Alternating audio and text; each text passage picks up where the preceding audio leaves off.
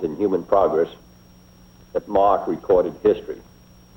In my judgment, this nation's orbital pioneering in space is of such historic stature, representing as it does a vast advancement that will profoundly influence the progress of all mankind. It signals also a call for alertness to our national opportunities and responsibilities. It requires physical and moral stamina to equal the stresses of these times and a willingness to meet the dangers and the challenges of the future.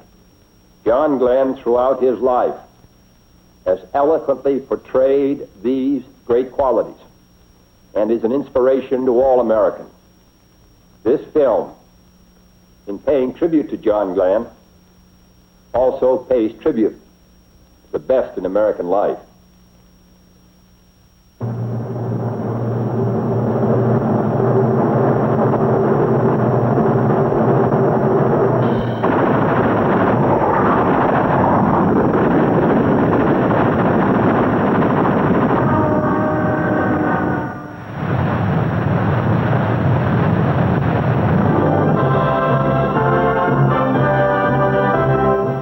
Concord, Ohio wasn't on many maps until February 20th, 1962.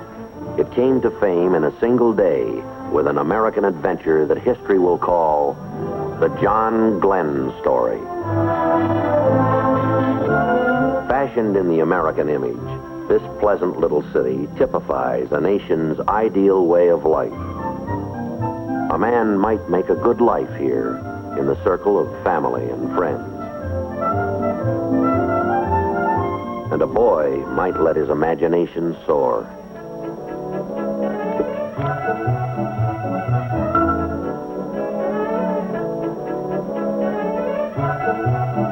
He might explore the wonders of the wide world all about him, life's simple mysteries, with bright discovery daily opening doors to knowledge. He can look away to distant places, to exciting adventures hidden only by the horizon and the future.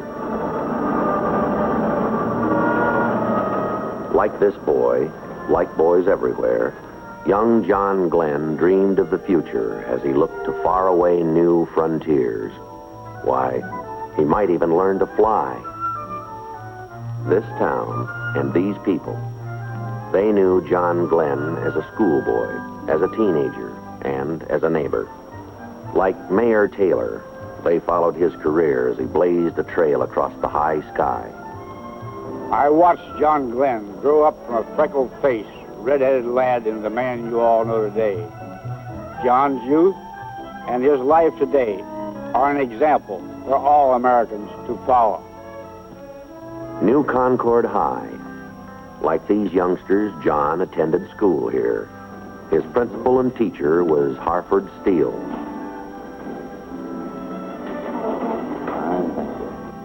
He was an excellent student, and he graduated with honors from our high school. I taught Johnny and hundreds of others that our democracy is a priceless heritage, and that we should preserve, protect, and if at all possible, make some contributions to it. He has made a significant contribution in his mission in space. And this fine new school in New Concord, it's the John Glenn High School, with its first graduating class receiving diplomas.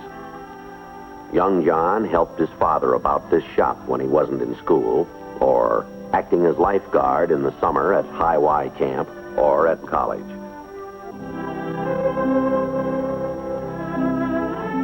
John went on to college at Muskingum, right in New Concord.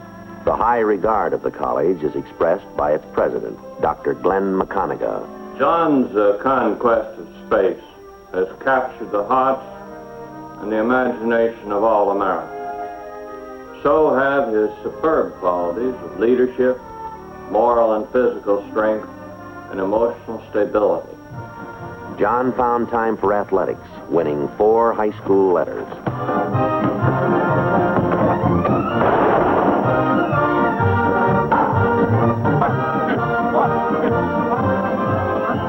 Muskingum coach Ed Sherman recalls John Glenn's athletic record. John played football right here on this field. He was captain of his high school team and played center for the college. He has proven the value of teamwork both as an athlete and later as an astronaut.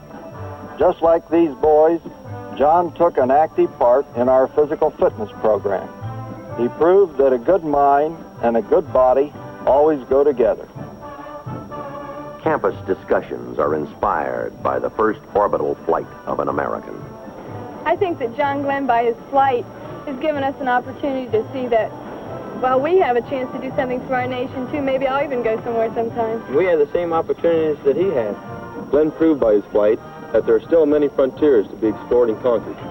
And that just shows how very vital our education is if our future is to be go. Glenn always had a strong spiritual side, as Dr. Charles Moorhead recalls. John Glenn attended Sunday school and services at this church when he was a boy like Randy Bradley here. Let's attend services for a moment at John Glenn's church.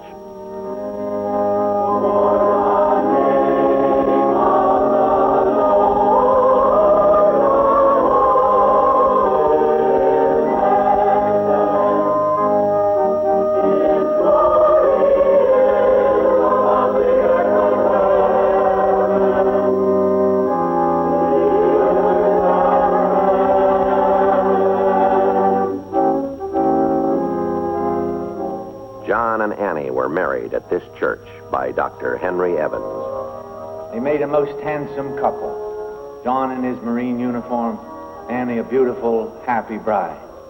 They both recognized the importance of the spiritual things of life as well as the mental and physical. The trial is also great for those who wait, as recalled by Annie's parents, Homer and Margaret Castor. Johnny's orbital flight was a real test of courage for Annie, too. She was a very brave girl. Annie had complete faith in the space program, just as she had confidence in everything Johnny set out to do. This house was home for John Glenn. John Glenn Sr. and Mrs. Clara Glenn are gratefully proud of their son's accomplishments. John was fully prepared for his orbital flight, as were the other astronauts and the entire team. In a way, John has been preparing all his life for his venture into space. As a small boy, his idea of a holiday was a visit to the airport. And when he grew up, it was no surprise to us when he decided to learn to fly. Flight commanded young John's major interest. He had to learn to fly. World War II interrupted college. He received his first flying lessons from pilot Harry Clever. This is John's flight record with my comment after his first flight, which was eager to learn, relaxed, alert, and good coordination. He certainly has retained these flight qualities right into outer space.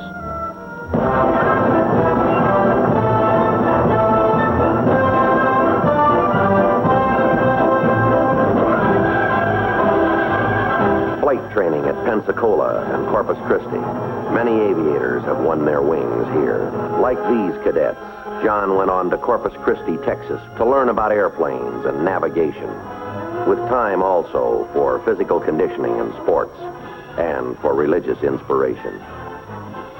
Like these naval aviators, to win his wings. The Navy's thorough training prepared Lieutenant John Glenn for wartime action in the South Pacific. Flying 59 missions in Corsairs like these, he joined in blasting enemy targets. Until there was peace, and Glenn returned to Corpus Christi as advanced flying instructor until Korea. Major John Glenn came back to combat to fly 90 missions to shoot down 3 MiGs.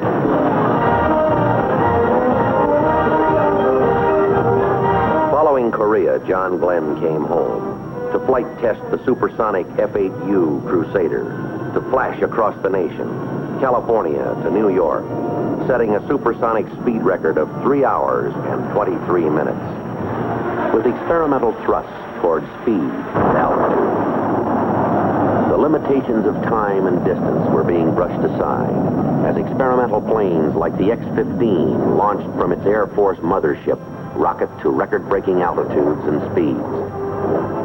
Unmanned experimental flights and orbits pressed onward until it was time for man to orbit, until the word was go.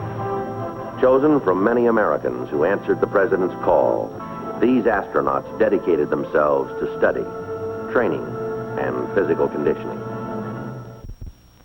With Alan Shepard learning about weightlessness as it will be encountered in outer space, and Gus Grissom becoming acquainted with the stress of greatly increased gravity, as Wally Schirra masters manual spacecraft control.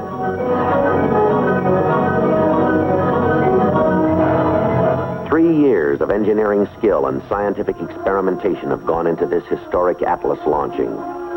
Its component parts have come from countless sources, devised and fabricated by many thousands of technicians in hundreds of United States cities. And this, the motive power, carefully raised to position on its gantry. This, the Atlas, with power to develop 360,000 pounds of thrust, with capability to swiftly lift the spacecraft and its passenger as high as 160 miles, to inject the spacecraft into orbit at 17,500 miles an hour. And now the word is go as the spacecraft is lifted into its position atop the Atlas. This spacecraft, 6 feet across at its widest heat shield end, 10 feet tall, built to withstand heat shield temperatures of 3,000 degrees Fahrenheit as the wind rushes by at more than 15,000 miles an hour. As the astronaut prepares for space flight, for adventure into outer space.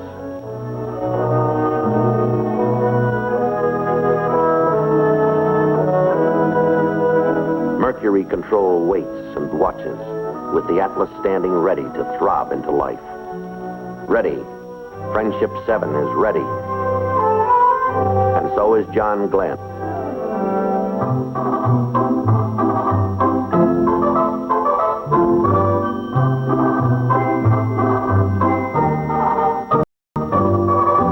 At the gantry, elevators lift Glenn to the 11th level, the spacecraft level.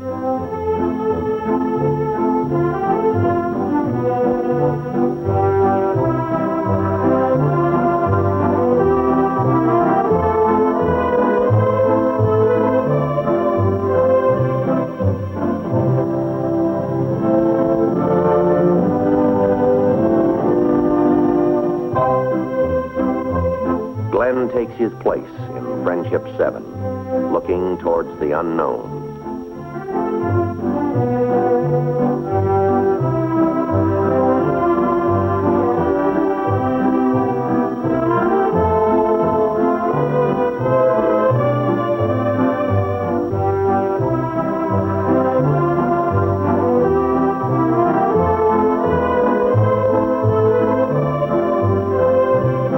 Ready. Mercury Atlas is ready, and so is the astronaut.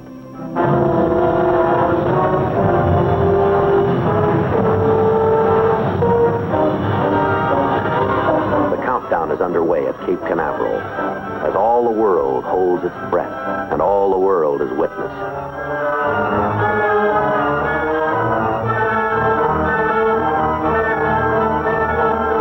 Missile power, go.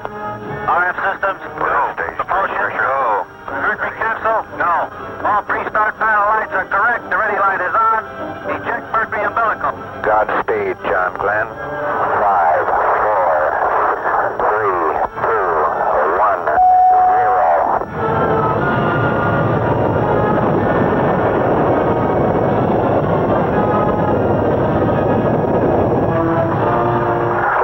Roger, the clock is operating. We're underway. Loud and clear. Roger, we're programming and roll okay.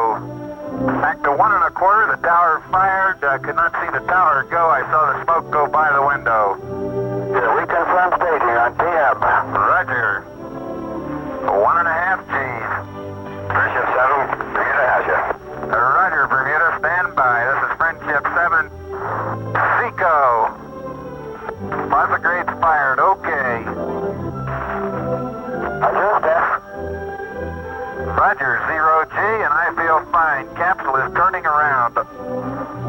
Oh, that view is tremendous. Roger, turnaround has started. Roger, capsule turning around, and I could see the booster during turnaround just a couple of 100 yards behind me. It was beautiful. The word is go, and John Glenn is go, and with him go all of mankind's dreams of someday touching the unattainable stars. Under a tropic sun, the tracking ship Rose Knot waits and follows his course as he flashes towards the coast of Africa. To John Glenn belongs an awesome panorama of the earth below. Beyond human sight, Friendship 7 makes a slow boat out of the sun as the spacecraft girdles the earth every 90 minutes. Like a shooting star at 5 miles a second, 17,500 miles an hour, John Glenn streaks away from today into the night of tomorrow, racing towards the dawn of yesterday. As Glenn sights the lights of Perth and Rockingham, as he flashes over Australia, across the Pacific, to contact waiting ground stations at Guaymas, Mexico. And California waits as Friendship 7 streaks home to the land of its origin. An unseen comet lining across the United States in 8 lightning minutes of flight. Completing 3 history-making circuits of the globe, John Glenn fires retro rockets to slow the spacecraft, to direct it back to Earth. 5, 4, 3, 2, 1, fire. Roger. Retros are firing. Yeah, baby. Are they ever? It feels like I'm going back toward Hawaii. Then the first ominous note, the first warning of possible disaster. A chilling signal flashes an indication that the capsule's heat shield may be loose. The astronaut might perish like an earthbound meteor in 3,000 degrees of re-entry heat without the heat shield. Strapped over it, the retro pack might hold it in place. Cape Canaveral makes the decision. This is Texas Capcom Friendship 7. We are recommending that you leave the retro package on through the entire re-entry. As all the world listens and stands still and helplessly hopes, Cape Control shows the way. Using fly-by-wire control for re-entry, John Glenn rides his craft through the vastness of space towards the curving globe beneath.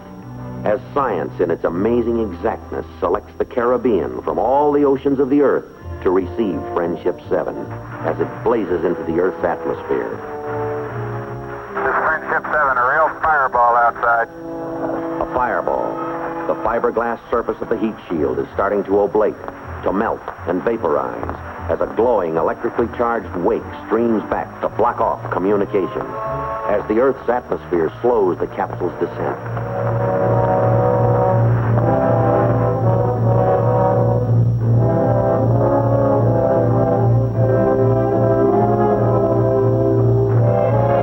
Friendship 7.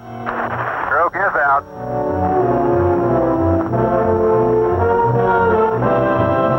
Coming down on 10, snorkels are open. Main chute is on green. Chute is out in reef condition at 10,800 feet and beautiful chute. Chute looks good. Rate of descent has gone to about 4.2 feet per second. The chute looks very good. Hello, Mercury Recovery. This is Friendship 7. Do you receive? Friendship 7, this is Steelhead. Be advised, I have you visually. Roger. What is your estimate on recovery time? Over. Estimated pickup now at 20 minutes. Over. Landing bag is on green. Friendship 7, ready for impact. Almost down. Here we go.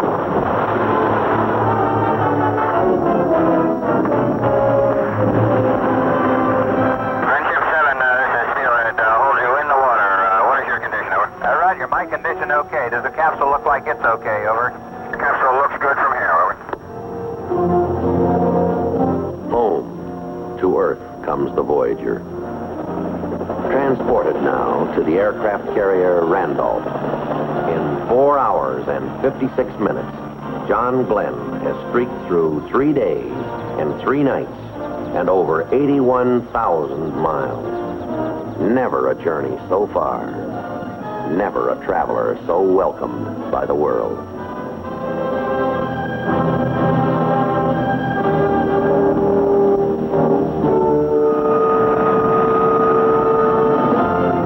So brief a journey in time.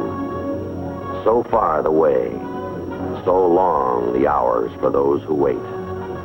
As Annie Glenn has waited. As all the world has waited. To salute the Glenns with Vice President Lyndon Johnson.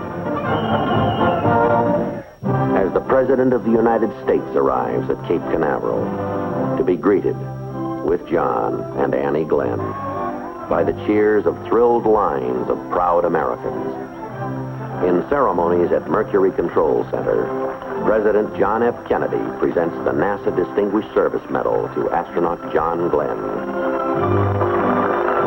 As Annie and Lynn and David Glenn proudly share applause with the other astronauts and with the world. As John's parents learn firsthand about Friendship 7. As does Marine Corps Commandant General David M. Shoup and the President of the United States.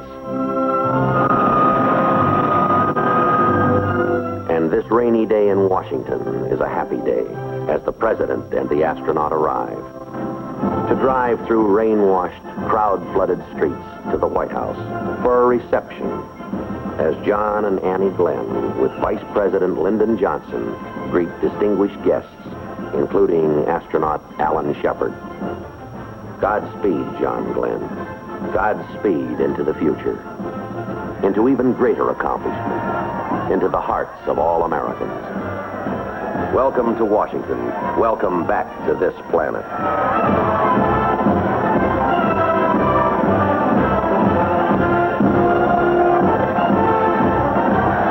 From the nation's capital to the towers of Manhattan to the ticker tape parade of New York, cheering crowds roar a mighty welcome, shared by all Americans, by free people everywhere.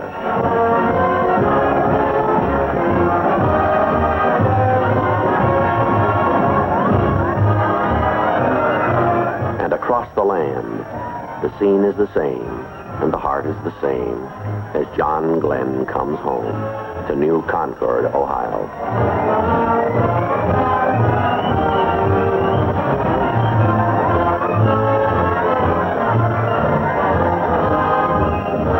At the Capitol, there's an introduction by the Speaker of the House, the Honorable John McCormack. Members of the Congress, it is a privilege, and I deem it a high honor, to present to you a brave and courageous American.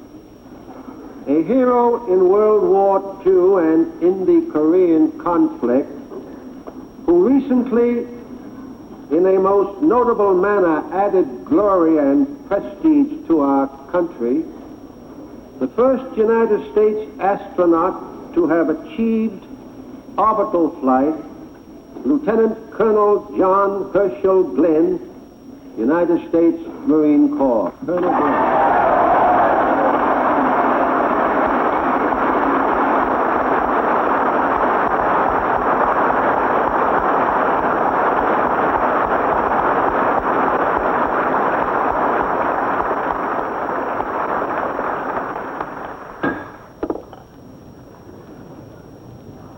Mr. Speaker, Mr. President, members of the Congress, I am only too aware of the tremendous honor that's being shown us at this joint meeting of the Congress today. This has been a great experience for all of us on the program and for all Americans, I guess, too. And I'm certainly glad to see that pride in our country and its accomplishments are not a thing of the past.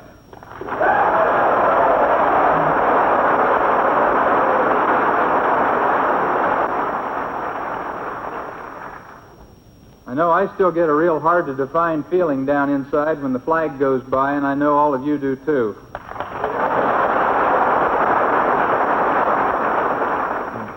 The launch itself was conducted openly and with the news media representatives from around the world in attendance. This is certainly in sharp contrast with similar programs conducted elsewhere in the world and elevates the peaceful intent of our program.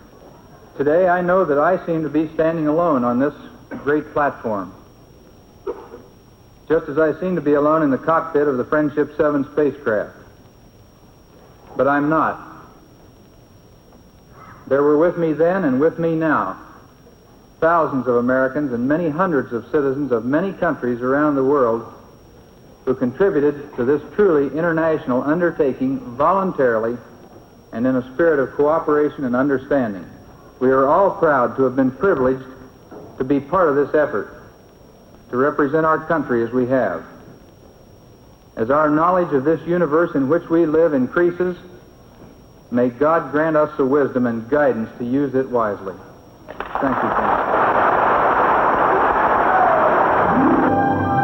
And crown thy good with brotherhood, from sea to shining sea. In the pattern of all our free American traditions, John Glenn's trailblazing venture into space has shown the way for human progress, for brotherhood around the world. His story speaks of people and places and industry, of the greatness that is America.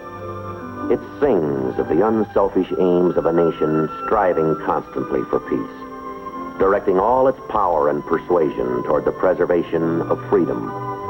In its majesty and magnificence, this is the land. In all their historic greatness, these are the people. And the John Glenn story is their story. It throbs with a nation's restless energy. It soars with the adventurous spirit of Americans everywhere. Across this vast spread land, in all its towns and cities, on all its far-flung farms and ranches, deep in its reaches of forest and plains, of winding roads and rivers, majestic mountains and lakes and sea-lashed shores, people turned their eyes and hearts toward the high sky, sending their hopes and prayers riding through space with John Glenn in Friendship 7, as all the world watched and hoped, with mankind's wonderment about the universe, finding an approach at last toward fulfillment. In the John Glenn story.